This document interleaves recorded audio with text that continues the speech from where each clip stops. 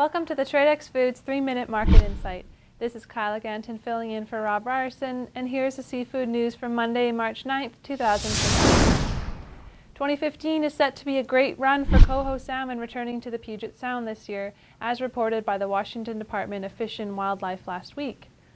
Over 891,000 coho are expected to return to Puget Sound, up 2% from last year. Coho has been abundant for the past few years, taking some by surprise, and appears to keep growing. Inventories on smaller sized coho, like the 4 to 6s, remain fairly high. If the larger run size for 2015 is realized, there is room in the H&G net caught coho price to come down a bit.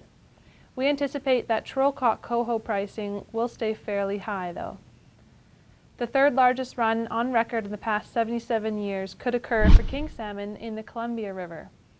About 900,000 king salmon, also called Chinook in Canada, are expected to return in 2015.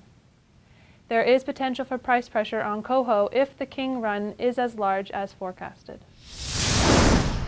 A big buzz topic lately has been pink salmon. The Alaska Department of Fish and Game released preliminary reports for 2015 harvests, and many have reported on the variations from previous years. But what do all these numbers actually mean? Forecasting the 2015 pink salmon harvest was challenging this year because of the unprecedented harvest of 95 million pink salmon in 2013. As we know, odd-numbered years are typically higher in run size than even-numbered years. As it stands, pink salmon prices need to come down. 2014 was a decent year in Alaska, about 26% higher than forecasts. The upcoming large run this year leads us to believe that prices will come down. We have seen headed and gutted pinks go as high as $166 per pound, which we don't see as sustainable. On odd number years with larger runs, a large percentage of pinks are canned. Any carried over inventory is often canned. In the 2013 bumper year, there was over 3.5 million pounds of pink salmon canned, according to the Alaska Seafood Market Bulletin. This is double the 5-year average.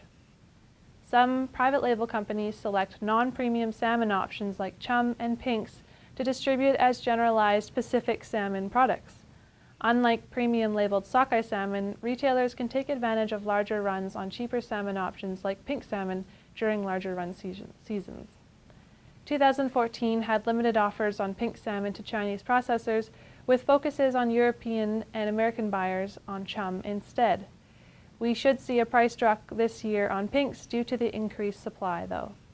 Essentially, the market will be at a bit of a standstill until we see what happens with the run.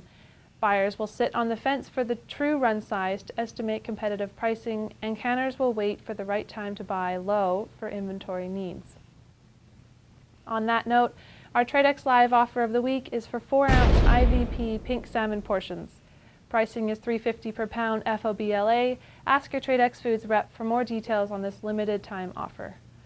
If you have any topics you'd like discussed in future episodes, let us know through our web chat on tradexfoods.com. Thank you for joining me for the Tradex Foods 3-Minute Market Insight. This is Kyla Ganton filling in for Rob Ryerson. Buy smart and eat more seafood.